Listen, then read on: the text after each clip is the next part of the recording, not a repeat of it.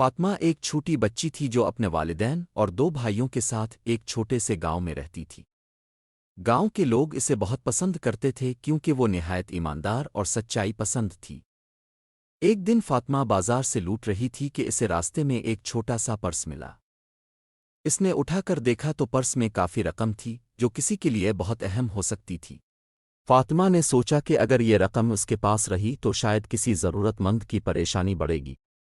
یہ سوچتے ہی اس نے دل میں عزم کر لیا کہ وہ مالک کو ڈھونڈ کر یہ رقم واپس کرے گی۔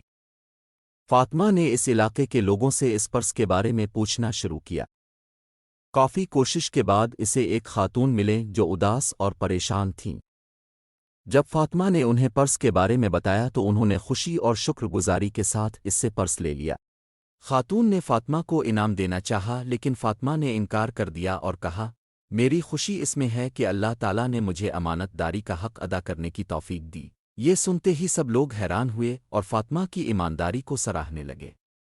اس کے بعد پورے گاؤں میں اس کی مثال دی جانے لگی کہ ایک چھوٹی سی بچی نے اپنی ایمانداری اور اخلاق سے سب کے دل جیت لیے۔ یہ کہانی ہمیں یہ سکھاتی ہے کہ چاہے موقع کوئی بھی ہو ہمیں ہمیشہ امانت داری، دیانت اور سچائی کا دامن تھامے رکھنا چاہیے۔ اللہ تعالیٰ ایماندار لوگوں کو دنیا اور آخرت دونوں میں اجر عطا فرماتا ہے۔